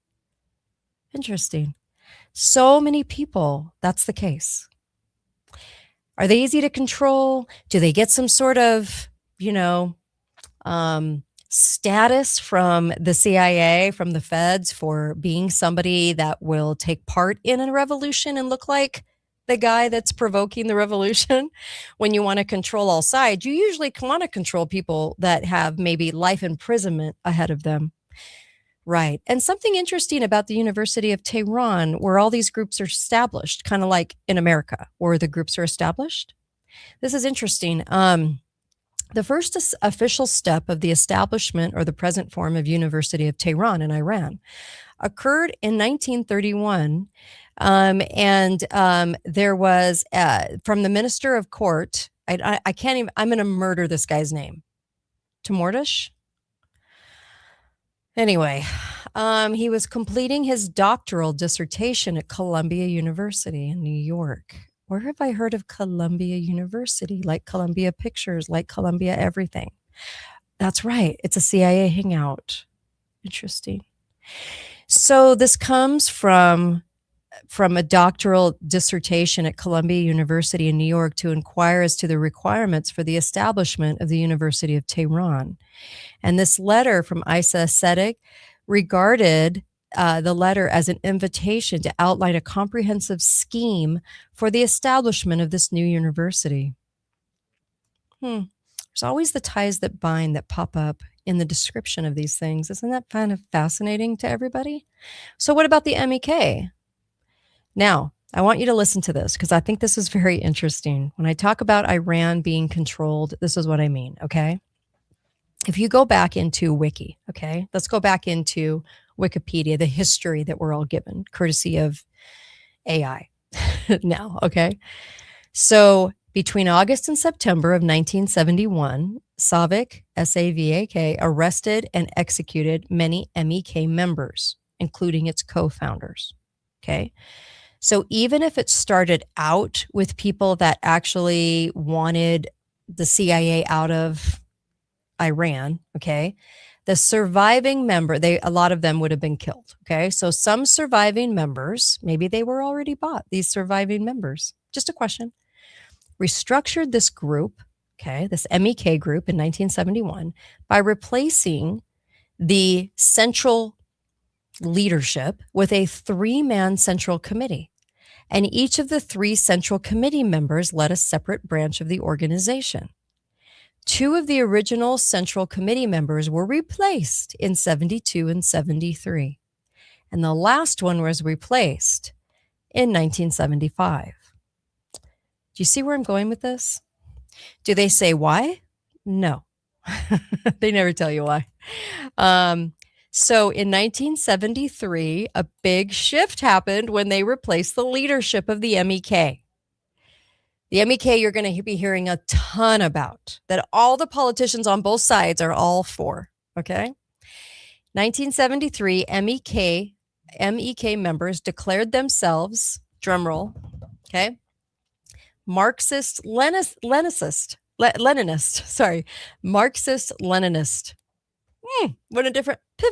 Went into Marxism. Isn't that interesting?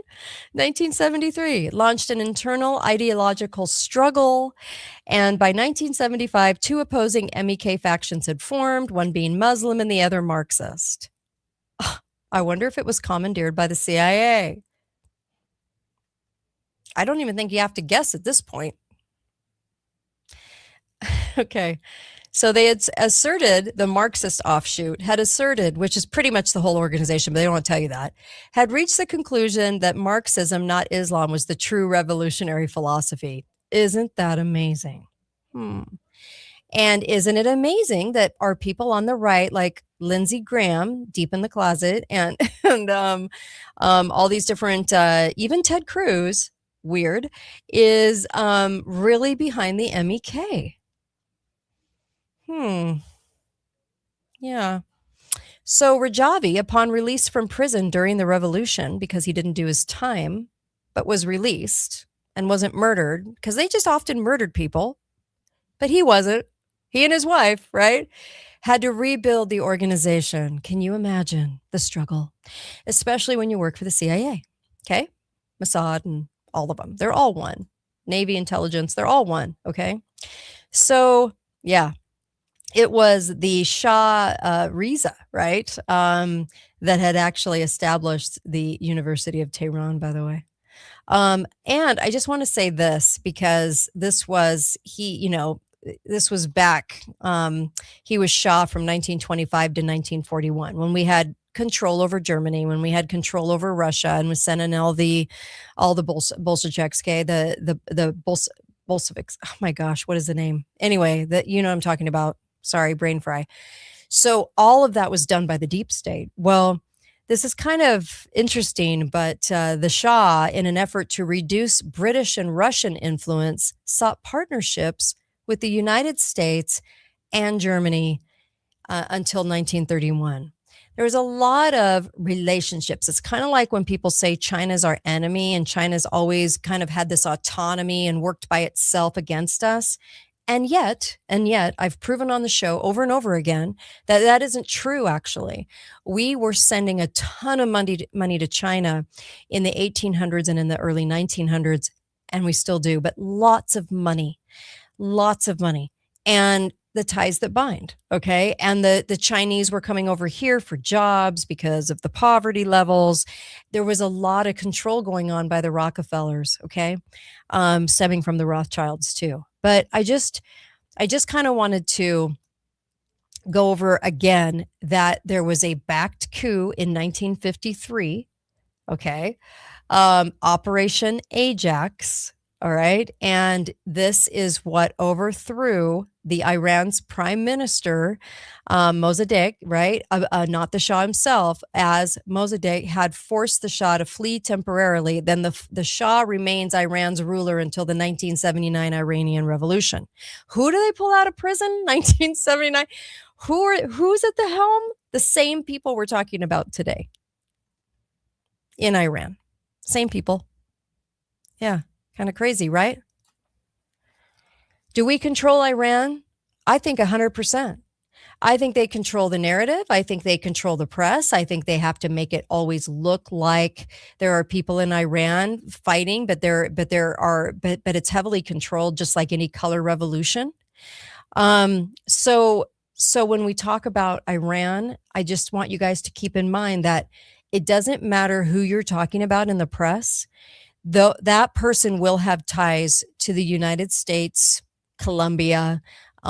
They'll have gotten out of jail time, a lot of suspicious things. And when I see Ted Cruz and Tom Cotton and Mike Pompeo and John Bolton and Lindsey Graham and Marco Rubio all cheering for the MEK, along with Bill Clinton and Howard Dean and Jeffries and Bill Richardson and Louis Freeh and Cory Booker and Judy Chu and Sheila Jackson Lee and Bob Menendez, you have to know we have a problem, a big, huge problem in Iran.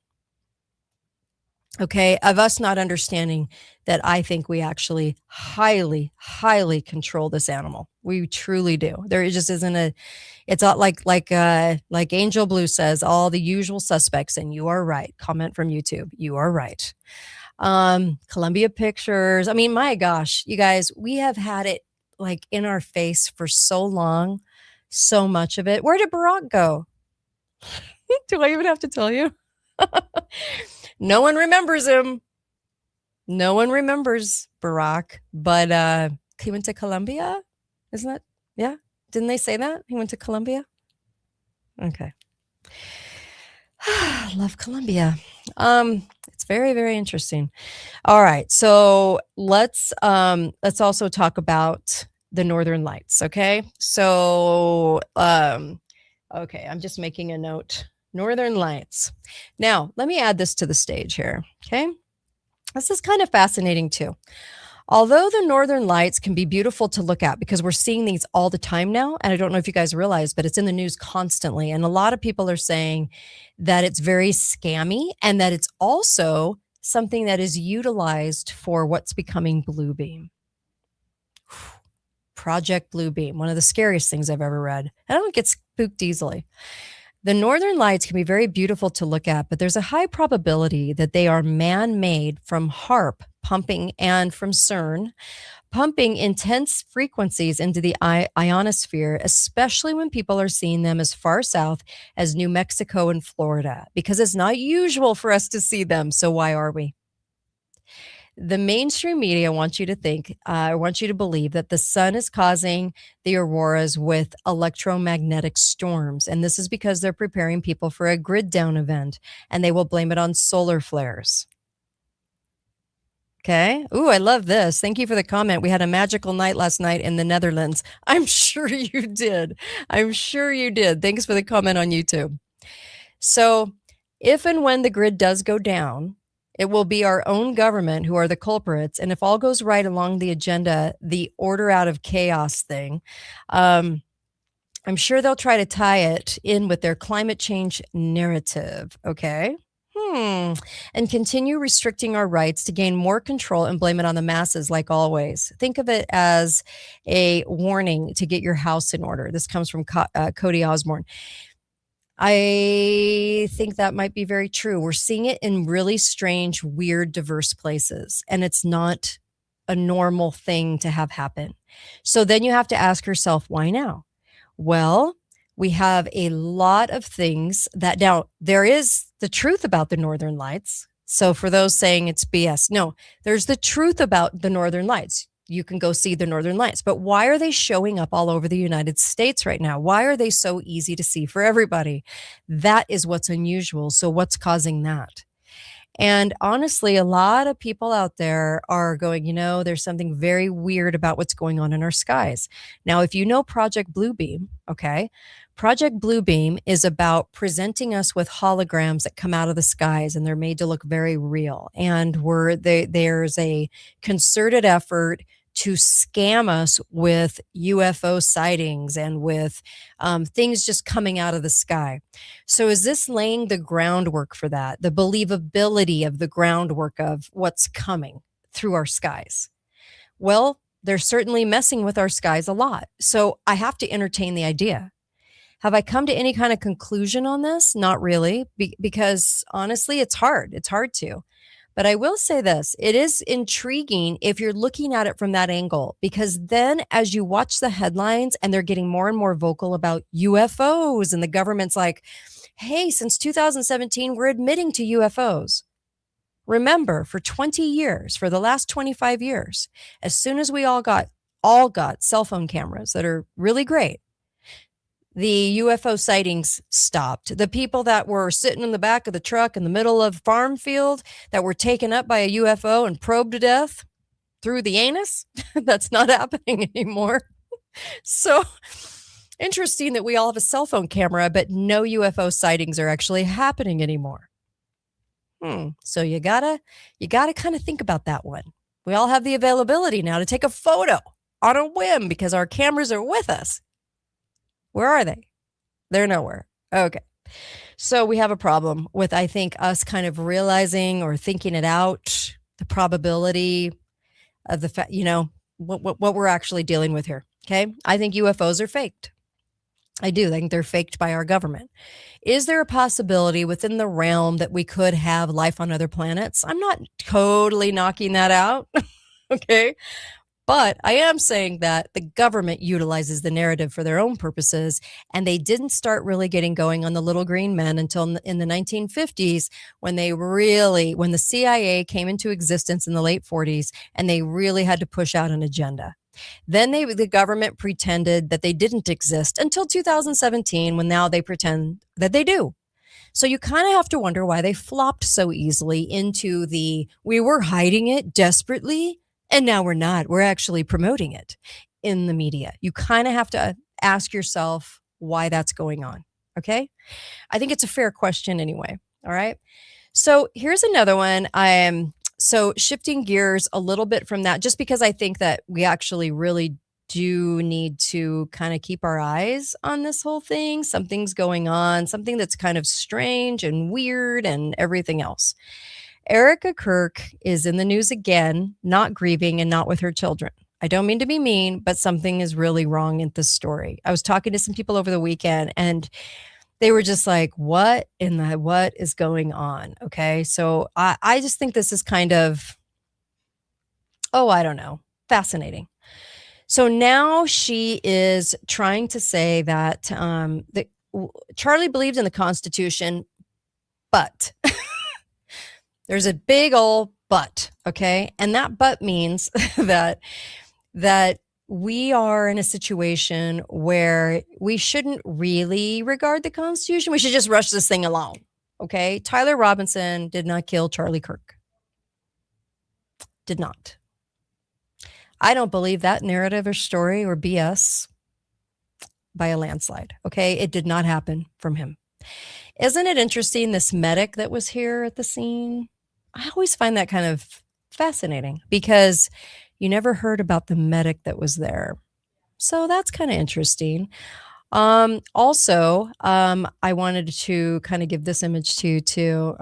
This was one that I found kind of interesting as well. I just wanted to share it with you. Remember the camera that I said was kind of an odd camera, and a lot of people wondered if it was a hologram camera because they were adamant about, they were supposedly in shock when Charlie Kirk was shot, but that camera in back of him that we never saw the footage, never even knew why it was there, was so important to remove. I thought that was really odd. I think everybody should probably think that was odd because it was. For some reason, this is not coming up. Here, let me grab this because I want to grab this for you so you can see it because I did find this to be strange for sure. Okay, let me see. Let me go back. I'm trying here. 1 second. Just chill with me for a second so that I can nab this for you. Okay. This image talks about Charlie. Talks about the camera. Okay, let me go over here. Let me grab this. Oh, we're just told so many lies, you guys. I'm just so tired of it. Okay, so let me grab this one for you. This was interesting, I thought. Here's Charlie. Okay, so here's this photo. See this camera right here? If you're watching on YouTube, see this camera right here? Interesting that this camera didn't get taken down. Only the one that was fixed in the back of Charlie. This camera they didn't care about. So if it was about the camera, and the camera was just a camera, they would have taken this one down too, but they didn't. They only took down the one in back of him. Okay. Just making a point. We have a lot of questions. We have a woman that's apparently not grieving and never crying, although she's dabbing her eyes a gazillion times. And you guys, I'm the first one that would have sympathy for somebody in a situation where their loved one was murdered in front of them, okay? And where the person has little kids to whose faces we have never actually seen, okay? I'm just making that point because it's true. We've never actually seen the faces of the kids. I do think Erica Kirk was his handler. I do think it was an arranged marriage, actually. I think that she was put into position to meet him, and I think that it worked. Maybe he found out. Maybe he was realizing it. I don't know. But something about his murder was still very strange. Now, keep in mind, it was only 3.5 months ago. 3 months ago. 4 months ago? October, November, December? 4 months ago. So why is she calling for a speeding up of the process? Why is she saying that, oh, he believed in the Constitution? But set that aside for just a moment as we try to progress this thing through very quickly. She's not really talked about him at all to this point. And 4 months is actually a pretty quick amount of time. We're talking about a very public execution that I still have questions about. Okay, we covered up the crime scene within a few days with cement. Our governor of Utah, because I'm in Utah, got on TV and you could tell he was lying. Okay.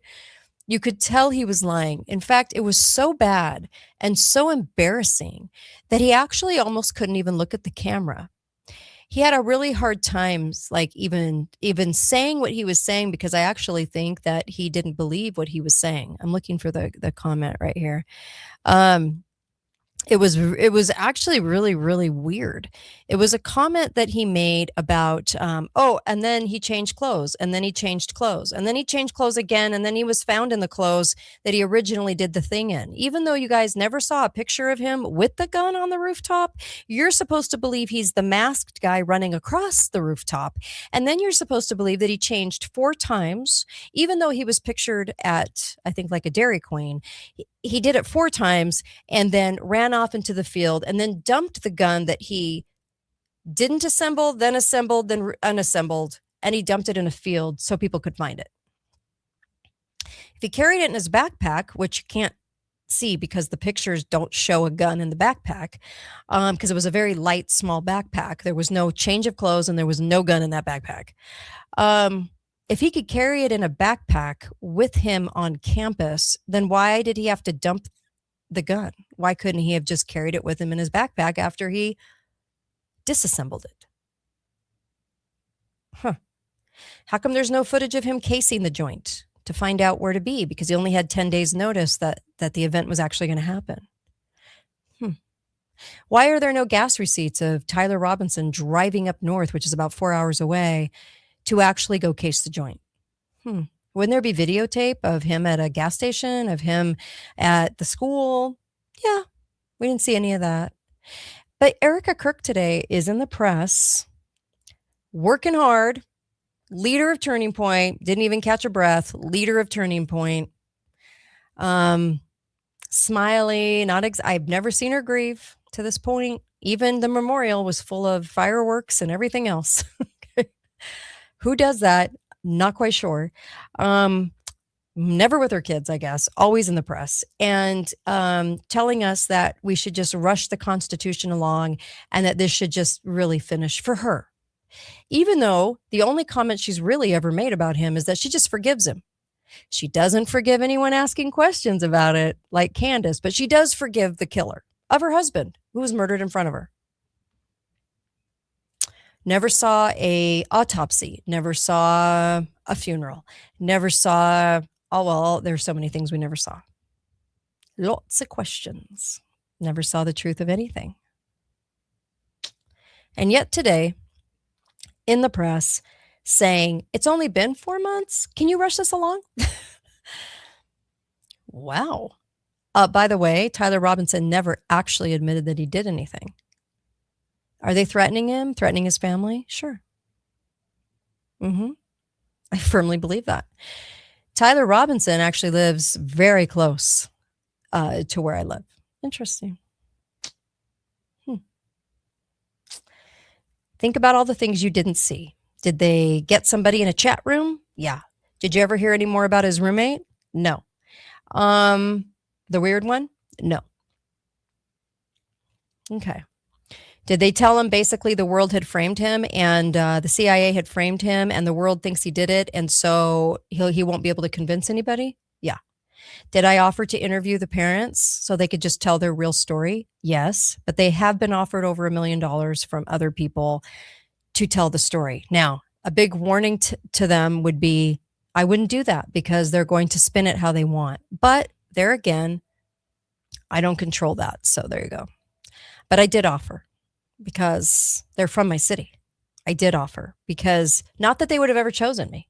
I'm a small town, small potatoes. I've been national for a number of years, but you know, I've been with the Alex Jones Show. I've been with Glenn Beck's The Blaze, but it's okay because I understand that there could be some money to help their son. I get it. I really do. I understand.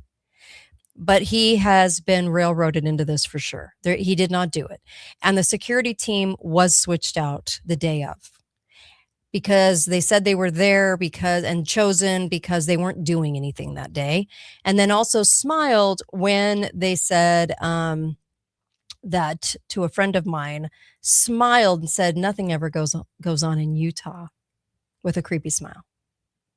The security team, the new ones, the new members, the guy that's taking the body to which there is no blood on anybody, taking the body, no blood on the ground, taking the body to the car. He's one of those guys in the flannel, the green and brown flannel. Something really wrong with this whole story, guys. And I'm the first one that would have said, oh my gosh, you know, something's up here. By the way, we need to, not be mean or not say anything about the grieving widow, but she's never been the grieving widow. I'm sorry. Something very wrong with this story. Her parents were DOD. She's in a lot of videos talking about all kinds of things, even grid down events. Okay. This is somebody very utilized by the deep state. So I think the marriage was a weird sham marriage. I really do. And I think that she was appointed the leader of Turning Point for a reason. Okay. Most people, when they lose their loved one, especially in front of them, like this, very young, right? Young family. You see people like this. I'm not saying every single person on earth has to have this reaction, but I would say most people would react and say, they can't even talk about it for months and months and months. I mean, it would be that horrific. You wouldn't be able to talk about it. Not her. She's on every show imaginable. That's all she does, is away from her kids and talking about it. So there you go. So I just had to say that the Charlie Kirk thing was done for a number of reasons. Number one, to shift Turning Point into the major landscape, to grab sympathy and to get people into Turning Point, because I do think they're turning Turning Point, if you will, into a national purveyor of brainwashed thoughts on neoconism. I do. And anything that's going to be backed and funded by the billionaires is going to be in a position where it's controlled. So when Candace and Charlie were chosen as the two people to really be the face of Turning Point, you can bet your bottom dollar that they were there for a reason and that they were assets. Okay, Candace has brought forth a lot of truth, but assets sometimes do. That's just what their job is. They do. And I know it's hard for people to understand and believe, but it's the truth. You're never going to be positioned as a face of Turning Point with billions of dollars behind it, millions and millions of dollars at that point, without it being controlled. Okay? This is why my show will never be very popular in mainstream, because if I say these things, then people start to understand that the right media and the left media are both extremely controlled. I am not controlled. And therefore, I am telling you that it is so heavily controlled that if you have an audience of any substantial numbers, you are controlled or erased or diminished. One of the three. That's how it works. I was censored. I was taken off because I said too much. I questioned why Trump was running because he knew it was rigged. Why would you run? Well, then you'd have to be part of the club to do that. That's how it works. They're all part of the club. So today, you're seeing a lot of headlines, if you look at it like a stage play, it's so much easier to understand what's happening. We control all the governments of all the nations. We control it, hook, line, and sinker. Okay. And Israel's government controls us. We're in a partnership. Okay. We're also in a partnership with China, but no one wants to believe that because they've made them into our competing enemy. I'm like, yeah, BS. And also with COVID, it didn't come from Wuhan. It came from us. We placed it in Wuhan so it would look like it came from somewhere else. They always do that. And we orchestrated that, and they were clearly on board because we blamed them and they never said a word. That should have been your first clue. They didn't do any uprising against that. They didn't say, how dare you blame us when you guys know you did it? Well, it's because we're in partnership. We're in partnership. And there have already been the taking over of all the governments. And so for anyone to give a blank check and all their trust to any government at this point in time would have to be stupid. They would just have to be stupid at this point. Because I can point to you a million things we've discussed on this show that have given you the evidence to say that is true. We own the governments. We have cooed. We spent the 80s cooing South America. We spent the 90s cooing the Eastern blocs. We've spent a substantial amount of time, the CIA, not us, cooing the countries and putting our guys in. Why do you think Iran's any different? They even told you Operation Ajax happened and we controlled Iran. So if we controlled Iran, then we control them now. That's just how it goes. So when you see the headlines, which are so laughable at this point, I don't know how anyone can understand this, then, this is what we have. This is the problem we have. This is why I tell you things like, just make sure you have Saracenia purpurea, okay? I don't sell it. I'm just telling you to go get it because it can stop if they drop typhoid, if they drop things on us, smallpox that they still keep in the lab, the government lab, the army labs. Okay. There's a reason that they do, and they keep it alive and well. They can't keep any of the moon landing evidence, but they do have smallpox. What does that tell you? Come on. You're smarter than that. And I know you are. So anyway, Saracenia purpurea. You'd be really smart to have a bottle of that, a bottle or two to share with a friend. You would be really smart to have these things. And we'll just continuously be showcasing the things that we really need, the things that can help us.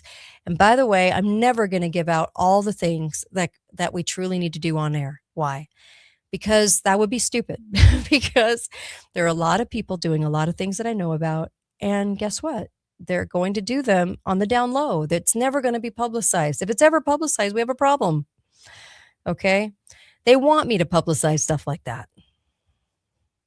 Just like they want to call me a Jew hater. I'm like, are you kidding? Are you kidding? Really? We're still in that zone. I've never been that in my life. I don't hate a group of people based on their religion or based on their things. So I couldn't. Okay. By the way, get over to Cardio Miracle. It is so helping me. By the way, they have these bottles that are amazing when you order it. You get this. So cool. Look at this thing. It's so, oh, I'm sorry. It's right there. So cool. You can get Cardio Miracle. You can be taking that every day. I sip on it all day long. I love it because it's delivering vitamin D to your cells. Did you know that? Vitamin D. You need vitamin D. I promise you that with what's happening in our world right now. And you need a delivery system to your minerals that actually works. Cardio Miracle does that. That's why I talk about it on the show. Also, go to allfamilypharmacy.com. You know how I feel about pharma, but I do think you need ivermectin and fenbendazole and membendazole to get rid of parasites. This is the place to order it so you don't have to go find a doctor. You order it online, allfamilypharmacy.com/Kate. You're getting a percentage off and you're ordering it online. It arrives at your house in about 4 or 5 days. And I highly recommend that to you. Okay. I would go, if you want a more comfortable bed, I would go to mypillow.com and use the code word Kate. Their pillow toppers can change your mattress. You'll get better sleep, and their sheets are to die for. So I would do that. I also would get the remineralization deodorant and teeth whitener because you need remineralization for your teeth. 80% of the diseases start in the mouth. Remineralize your teeth. Your body grabs the minerals from your teeth. This is why people have teeth problems as they get older. It grabs the minerals from your teeth. This is why in pregnancy teeth have a problem because why? Because the baby's taking those minerals, okay? It's taking what it can grab because we're also deficient. Go to the links on my website, katedalleyradio.com, katedalleyradio.com, and get what I'm telling you to get, because I'm telling you, you need copper from FIQ. FIQ does the Recuperate Copper. They have it in stock right now. Don't go to Amazon and get it. It's out of stock. Go to the FIQ link where it says Get Copper on my website, katedalleyradio.com. It'll bring you right there and order up. If you're taking copper daily, it's going to tell the other minerals in your body what to do. You are going to feel healthier. You are going to be healthier. I promise you that. And so please do that. It's so amazing. Okay. And right now, by the way, I just wanted to let you guys know, I'm doing this like fasting 16 hours and then I'm not eating past 8 o'clock at night. So I'm basically fasting from the night before through sleeping all the way till the afternoon. I'm eating super healthy. And then at 8 o'clock, I don't eat any more food anymore. And then I go back into a fast, and it can really help the body. So just letting you know that it's important to do that for your body. And if you can go a couple of days without fasting, you will do a good fat burn, and you will also get those cells to regenerate if you do it on the 3 days. Okay. So just letting you know all of that. I so appreciate you. Thank you for all your comments. Be back tomorrow with Susan and Melissa. And then I'll be back on Thursday this week too. All right. Because I missed Monday. So, all right, you guys, share the show. I'll put up some shorts. Thank you so much. Really appreciate you guys. Be faithful, be fearless, and see you back here tomorrow for tomorrow's show.